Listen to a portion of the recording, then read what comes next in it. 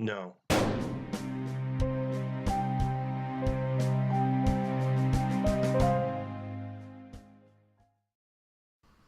Hello, everybody, and welcome to Zero Interest, episode five. It's hard to keep track when the fucking episode titles don't. Why are we keeping track of Zero Interest episode titles? We're just... That's a good point. That's a very good point. All right, Yeah. So we're doing RWBY episode 8, the big centerpiece episode of the first season, Players and Pieces, which Zero has literally just watched like 2 minutes ago, as did I. Still puts a grin on my face every time I watch it because it's super awesome. Anyway, Zero. So, yeah. Ruby's coming in from the air, gets bam, right, like hit by Jean, who also got flung in the air. Remember last week when you said, do you wish that Ruby and John would meet in the air? Yeah. That's some targeting right there. Yeah.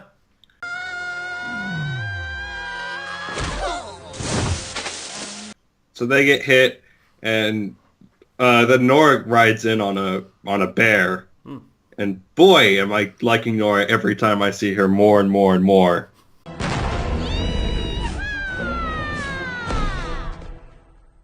Aw, it's broken.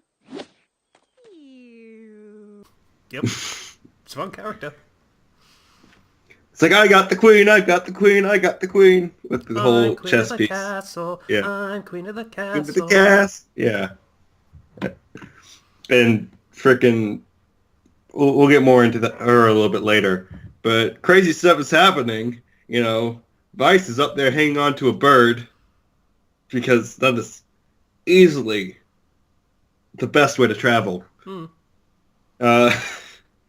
And the Scorpion comes in, brought in by Pyrrha. Yeah. Thanks, Pyrrha. Thanks, Pyrrha. So, the strategy is, let's go fight them. Let's not go fight them. Let's run away. That's the strategy after they try to fight them. And Vice shows up. Ruby is like, oh yeah, I'm gonna be badass and fight because I'm supposed to be super awesome and that's supposed to be my role, so I'm gonna try it and see what happens. I got this, I think. Luckily, Vice fell down and was caught in Jean's oh-so-manly arms before he fell to the ground and she landed on his back. Yeah. Just dropping in. Oh, God. No! Before he fell to the ground and she landed on his back. Good thing he got that aura thing, or else he'd probably be dead. Yeah, spinal injuries, not so great. So then Vice shows up, and she does a thing I didn't think her character would do, in which she actually is like, yeah, I was probably too harsh on you, but you have to stop showing off. You know, and I'll try to be nicer. We got to make this work with teamwork. Yep. Which I actually found that to be really just a pleasant surprise, because normally you get a character like her who's the rich girl and tends to not want to work with people because she's, I don't know, that added like an element of likability to her that wasn't there before. As we've said in the Conception Let's Play that nobody watches, good tsuneres are the ones that actually be nice sometimes. Or try. Yeah. So I really appreciated that. So then it's like, yeah, let's just run away after Vice saves Ruby's butt from her running into a scorpion all by herself. And so they run towards a very Shadow of the Colossus style area. You know, fitting since they're fighting basically two colossi. And they're running along the bridge, and you know, they get hidden. Like, we got this, we got a plan. So they run away even more. Jean starts to take control of his team as a leader. We get to see kind of. Well, he does more later, but you know, he also gets launched off a bridge. You know, since the bridge got taken out by the bird, gets launched towards his other friends who got separated thanks to Nora, good old Nora, who has a grenade launcher and a hammer, two of my favorite weapons. I So, think we've pegged Zero's favorite character for this show. yeah, no. Like, I like Pyrrha's design, but Nora is just so much fun. Whoa!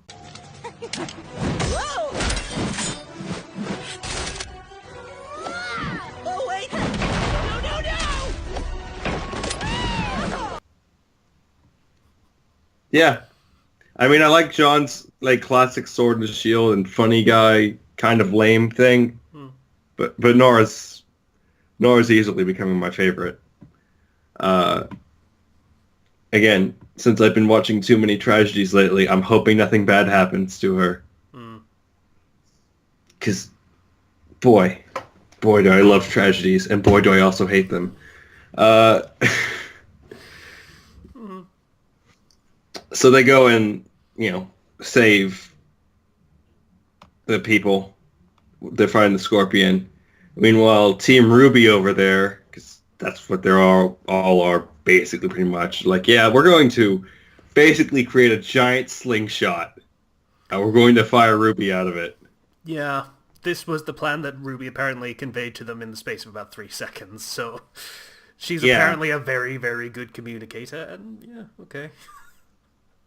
And she gets launched, has her scythe, grabs the bird by the neck with some excellent aim, and then proceeds to run up the wall thanks to Vice helping her with magic-y stuff. I'm assuming.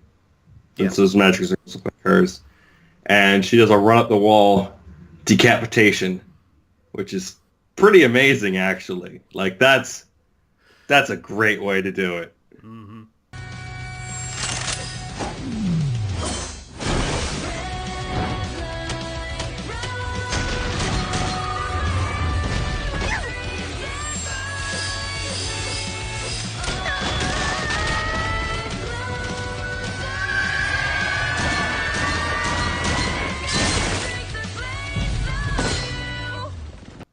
And they do meanwhile, Team John's team, they finish it off the Scorpion with some, like, Pyrrha, now do this. Okay, hit the nail, and they cut the Scorpion's tail off and have it launch its head and pile driver, Yeah. Pile bunker is what I meant to say, Okay. Get your nail and you just kind of hammer it in and you get the force. Okay. Sort of. They kill it. And RWBY does the super big, awesome decapitation, and she's standing on the ledge, and she's got her cloak flowing with rose petals. Red Like Roses is just finishing up. That's a great song, by the way. It is. And yeah.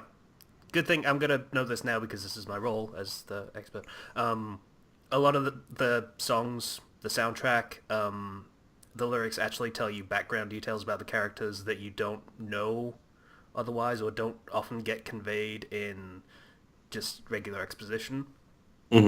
So Red Like Roses Part 2 is what that song's called, is basically RWBY's backstory extended, where her mum went on a mission and never came back. Yeah.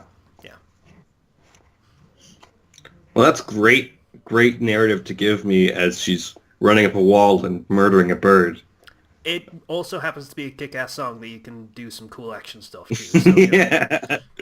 And then it's like, okay, well, I guess we're finished. So let's go straight to teams.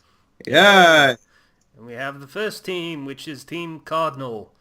They got the bishop pieces. I'll cut you a break on trying to guess who these characters are supposed to be because most of them, as far as we know, aren't actually based on anyone, except for one of them. Wait, so Team Cardinal's actually going to be important? No. Okay. They are bit players that are around for a couple of episodes. Okay. I feel like they're the red shirts. They're not, but they're Okay. there for a little bit. Well, they're Team Cardinal. If you like the Cardinals, then I guess that's fine. Okay. Then we have Team RWBY. Red WBY. Now you have Team Juniper. came first? Yeah. Team Juniper. Jean, Nora, Pyrrha, Ren. JNPR. Mm-hmm.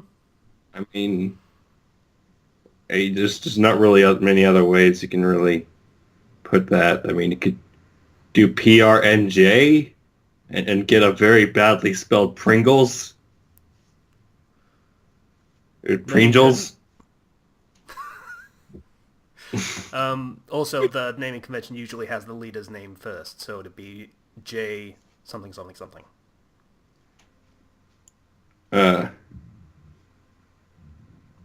JPRN, Japanese Radio Network. JPNR, Japan Air. Fucking skateboarding team.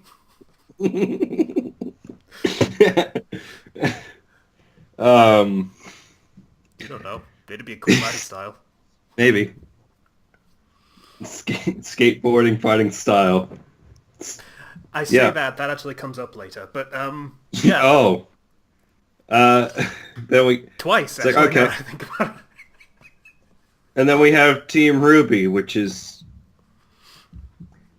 Ruby. Yes, basically. Like, okay. RWBY, Weiss, Blake and Yang. Partner order. I don't know whether that's important to the team naming convention, but yeah, that's how that works. Boy, I like Team Juniper a lot. Yeah. The writers, as they were basically writing the show, Team Juniper went from being the B team to the other A team. Is the way That's they good to hear. described it, so. Because, like, it's a bunch of likable characters. Whereas, RWBY, I also like their characters as well. But they don't have Nora. Yeah. I would argue that Juniper actually, at this point at least, are more developed than some of the RWBY members. Yeah, I agree with you on that completely.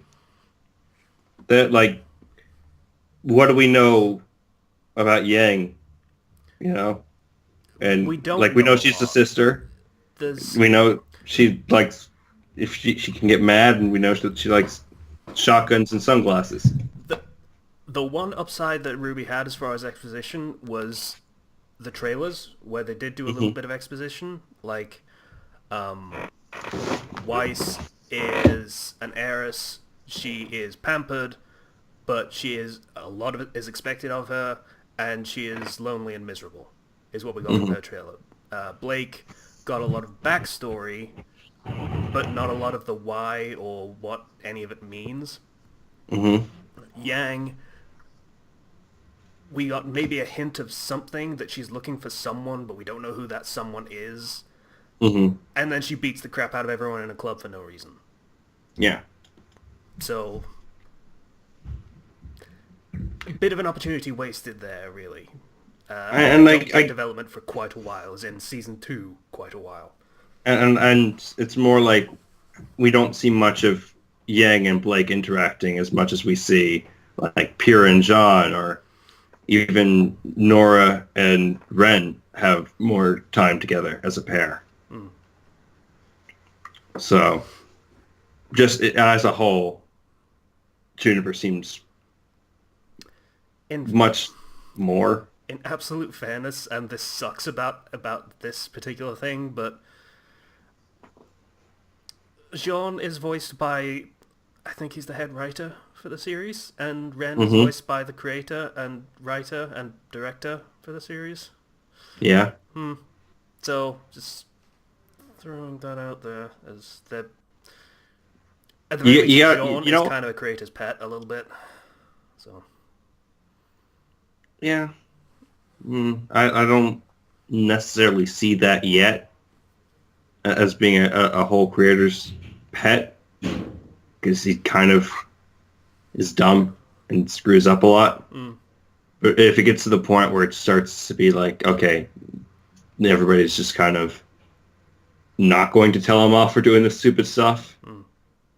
See, here's the thing. The next 2 episodes are about Team RWBY. The 4 episodes after that are basically about Jean. Okay. Well, I'll have to see how those episodes pan out because that might be plot important. I don't know. A little bit, but yeah, whatever. Um, so yeah, and everyone's teams, and then Ozpin says something really strangely that I'm surprised no one picked up on during the writing process or the recording process, that the line was so incredibly awkward. Looks like things are turning out to be an interesting year, or something along those lines. Yeah. It looks like things are shaping up to be an interesting year. Yeah. Is it just me that sees that line as really, really awkward? Yeah, it looks like it'll be an interesting year would be better. Yeah. Looks like things are going to be interesting. Looks like it's going to be an interesting year. Looks like things are going to be an interesting year. I'd argue that's not even really a sentence. What things? Things are going to be an interesting It's year. it's not well done at all. Things are going to be a year. Yeah. I Things don't- are going to be an interesting year. Think about really that. bothered me the first time I watched it. It hasn't gotten better since, but pretty much the rest of the episode makes up for it in my eyes. Anyway, Yeah. Then we see yeah, we get we Roman get a little Torchwick, the villain Yeah. from the first episode, to remind you. Roman's like, "Oh man, we need more men."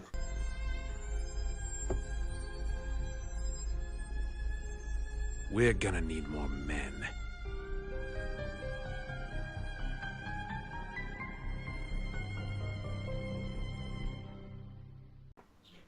He has a We're plan, gonna- or at least he has a map. Yeah. And you know what? A map is halfway towards a plan. Yeah, it tells you where all the dumb cops are, apparently. It's written on it several Written on times. there. Dumb cops. Dumb cops, dumb cops, dumb cops. Yeah. Yeah. So that was a good episode. This one I can test you on. Roman Torchwick, who is he? Roman Torchwick. Roman Torchwick. Okay. Like, I think Roman Torch, and I think, oh, hey, if it was Greek, it'd be like the Olympics or something. I don't know. Think the last name, Torchwick. Yeah, Torchwick. Torchic from Pokemon. He has the hair for it, but no. It's a little bit obscure, I'm not gonna lie. The boy jumped over the candlestick? I don't know. He wanted to go to Fun Foreverland. Oh. Disney. Oh, Peter Animated. Pan? No? Disney Okay. animated very early. It's an Italian story about a puppet. Pinocchio? It's a character No? from Pinocchio. He is Lampwick, the kid that turned into a donkey. That is so obscure. A little bit. That I don't even remember that kid's name. How would anybody remember that kid's name? I don't know, but that's who he is. And, yeah, there are other characters from that film in this story as well. Just gonna say. Yeah, All right. so that's well, who he is. I don't know quite why they picked him when they just wanted him to be there for one episode. It was a little weird, but whatever. Yeah, and that's pretty much the episode. So, Zero, what are your thoughts on this big centerpiece episode? I think that it's an amazing episode with lots of good animation. I still kind of am bothered by like some shots because of the plainness of a lot of the textures and everything. Just don't look that great. Yeah. But like when they get to the actual ruins and like they're fighting and everything, it looks beautiful. But overall, it's probably like one of the best. I'd say this is the best episode so far, just in terms of action and production, in my personal opinion.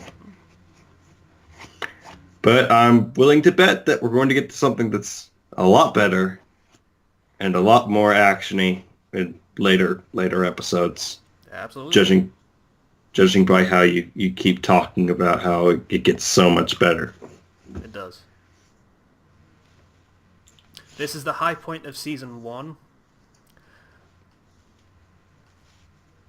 It's actually hard for me to compare it to things in like later seasons because season 3 and 4 didn't have much doing the action choreography or anything for obvious reasons, and 2 didn't really have anything of this scale. So, all right. Well, that's slightly disappointing, but we'll get past season 2 into something big and awesome again. oh yeah, season 3 is a tournament arc. So, I love tournament arcs. yeah, they're pretty good. It's a pretty good one too, as well. So, Okay. all right. All right. So, question. Mm-hmm. If you had not stopped at episode 7 and had actually watched this episode, do you think you would have kept watching?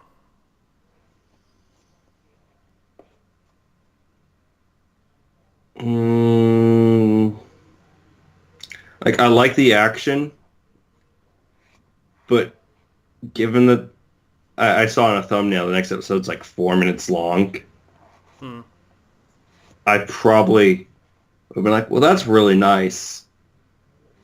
And I might have continued if only just to see where Team Juniper goes, because I like them a lot. But I don't know. It's sort of a maybe on that. Yeah, the promise that that there will be lots of better things in tournament arcs and that helps, whatnot. But at the time, that wasn't really in consideration because it was just episode by episode. You were watching it as they came out. Yeah. Like, I'm like, yeah, that's cool. You know, you can still see that there is like some things that could probably be more improved upon or just done better and handled better. Like I mentioned, how some things just tend to still have that look to them where it's just kind of flat and lifeless. Yeah. That and the fact that I do like Team Juniper, which at this time I would consider more the B team than the A team as much, would probably kind of put me off it, maybe. I don't know. It's a definite maybe. Yeah, fair enough. Yeah, because that's how words work. Yeah, so I guess that's it for episode 8 of RWBY. Once again, we'll be back next week with episodes 9 and 10, I believe, which is The Badge and the Burden. Yay! Yes, I did just remember that off the top of my head because I am so incredibly lame. Yeah, it's not like... Okay. I saw it in the corner as a thumbnail, so... I didn't. I just know it. Yes, I will have to believe you on that because I have no proof otherwise. Why would I brag about that? What? You bragged about pettier things. Have I? Like getting the episode number right. For That's Fandom hard, Flux. okay? That's very hard to remember every week when we've gone for 156 weeks at this point. Well, not weeks, but episodes. It's more like 160 weeks, technically. Whoa, don't date us. We've got more episodes coming out. Oh, yeah, that's a good point. These come out weekly, don't they? Shit.